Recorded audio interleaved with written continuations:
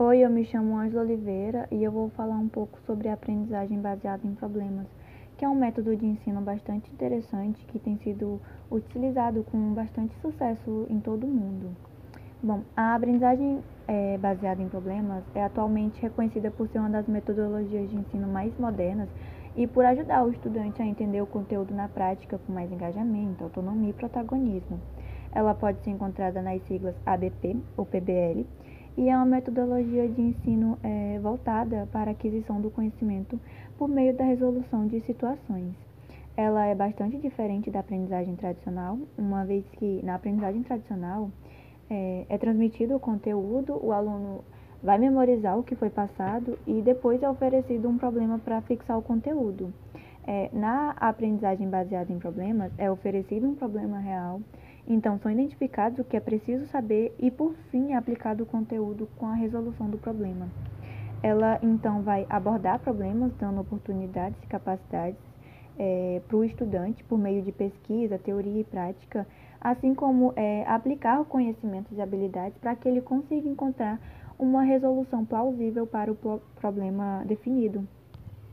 Ela se originou há bastante tempo atrás, né, embora essa metodologia ela faça parte há pouco tempo de propostas e debates no Brasil, ela começou a ser desenvolvida em universidades no final da década de 60.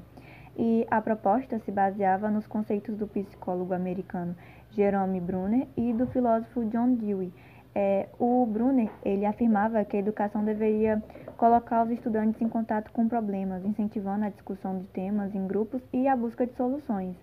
Essa proposta inicialmente ela foi chamada de aprendizagem pela descoberta. O Dewey ele defendia a ideia de que a educação deve ser baseada na construção de experiência e que essa é a ponte com a realidade que produz o conhecimento, o crescimento e motivação para a aprendizagem. Esse método começou a ser colocado em prática no final da década de 60 na Faculdade de Medicina da Universidade McMaster, na cidade de Hamilton, no Canadá. E lá, os anos iniciais eles estavam atrasados e tinham apenas a formação teórica. A prática ocorreria apenas no final do curso e com a implementação da PBL, pôde-se estabelecer uma relação equilibrada entre a prática e a teoria.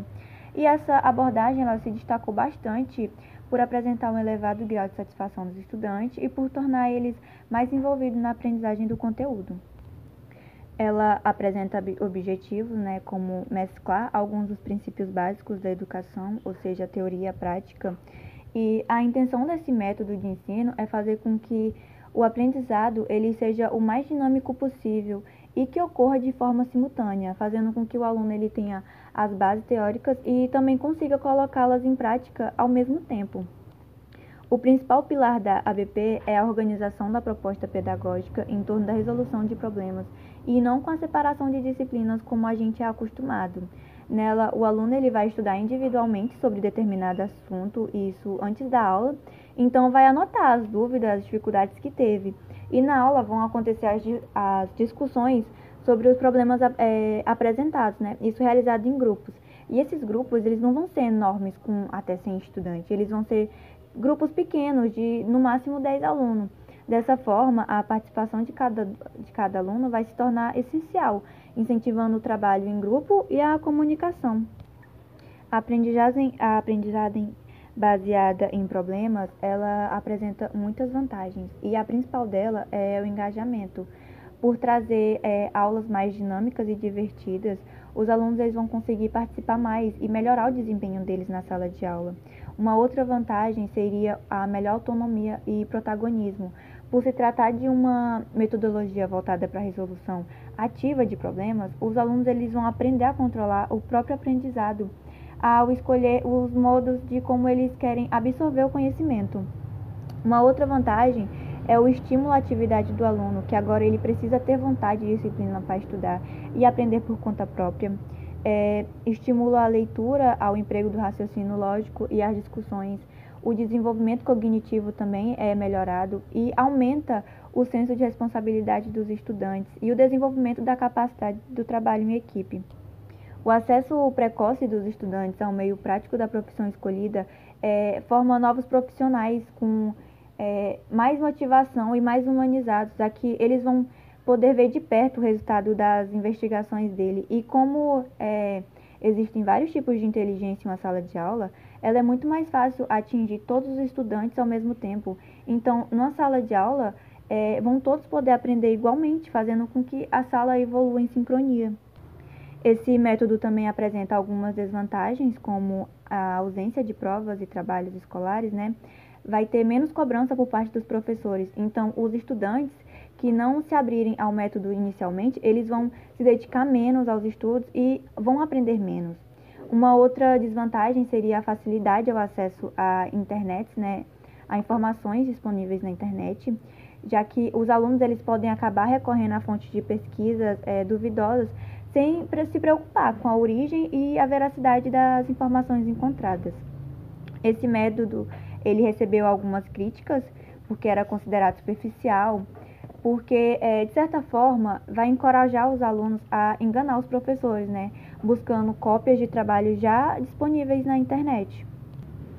A aprendizagem baseada em problemas ela é bastante importante, por se tratar de uma ótima estratégia para a educação de crianças e adolescentes dos mais variados tipos de idade. Ela vai preparar todos eles para o mercado de trabalho e também para a resolução de conflitos variados durante a vida. A educação está em constante evolução e a gente vê cada vez mais avanços tecnológicos e mudanças na sociedade. Então, vai surgir novas estratégias, vão ser cada vez mais buscadas para que as necessidades dos alunos sejam cada vez mais atendidas. Esse modelo de ensino ele apresenta 3 etapas, que seriam o entendimento do problema, o conflito cognitivo e a resolução do problema. O entendimento do problema surge através da interação dos alunos, quando eles vão buscar por conta própria entender o que está se passando, o que o professor está explicando, né? Ele vai buscar isso via internet, livro, essas coisas. E vai gerar um conflito cognitivo que estimula bastante a aprendizagem, que é quando o aluno ele vai levar para a sala de aula e propor uma discussão sobre determinado assunto, quando ele bota que não entendeu tal coisa, ou então pede para o professor explicar um pouco melhor. A resolução do problema ocorre com reconhecimento e aceitação da interpretação de vários atores sobre o mesmo fenômeno. Em uma sala de aula pode surgir vários tipos de resolução para o problema que está sendo abordado. Então, isso é muito fantástico. E dessa forma, vai incentivar o trabalho em equipe e a interação entre os envolvidos para simular uma situação do cotidiano, né? E para que seja feita a aplicação desse método e obtido o resultado satisfatório, é necessário que os professores eles apresentem aos alunos situações, problemas diversos, né, que fazem parte do cotidiano e que podem ser resolvidos por meio de conteúdos teóricos que já foram estudados. E que os alunos também busquem conhecer sozinhos o que o professor está passando. Como, por exemplo, durante as aulas de geografia, de química e biologia, os professores eles podem questionar os alunos, né? O que deve ser feito para solucionar o problema da poluição do ar de uma determinada cidade. Isso vai incentivar os alunos a pensarem sobre esse problema e também sobre outros problemas decorrentes desse fato, além das soluções possíveis. Bom, mas como eles funcionam na prática, né? Toda a dinâmica da sala de aula ela vai ser modificada quando a gente utiliza essa metodologia. O professor ele não vai ser visto só como um mestre que vai estar na frente da classe passando o conteúdo. Ele vai atuar como uma espécie de guia, conduzindo o estudante e caminhando lado a lado a eles na busca pelo conhecimento. Os projetos práticos eles vão fazer os alunos utilizarem diversos tipos de conhecimentos e ferramentas para poder chegar numa solução, como a dedução lógica, a tentativa e erro, a aprendizagem interativa e pesquisa. E por se tratarem de atividades mais complexas, os professores eles têm que formar grupos, né? E nesse caso, o importante seria que o professor misturasse alunos de habilidades diferentes para incentivar o trabalho em equipe. Vão ser apresentados problemas do cotidiano para poder ser resolvidos por etapas. E a partir deles, as disciplinas elas vão ser ensinadas simultaneamente. Como um exemplo, um rio em determinada cidade, ele se encontra poluído. Como que a gente pode solucionar esse problema? A partir daí vão surgir várias questões de biologia, geografia, física e química que já podem ser abordados junto com os alunos e eles vão poder chegar numa conclusão de como resolver esses problemas. E as formas de avaliação para saber se os objetivos educacionais foram alcançados podem ser feitos a partir da criação de relatórios sobre as experiências e como uma equipe multidisciplinar de professores, né, é possível criar critérios que avaliem as discussões em grupos, como a capacidade de ouvir os alunos, a capacidade de dar espaço a todos os integrantes e a execução de projeto e o modo como ele foi apresentado. Bom, é isso, espero que tenham gostado e qualquer coisa, qualquer dúvida, entre em contato conosco.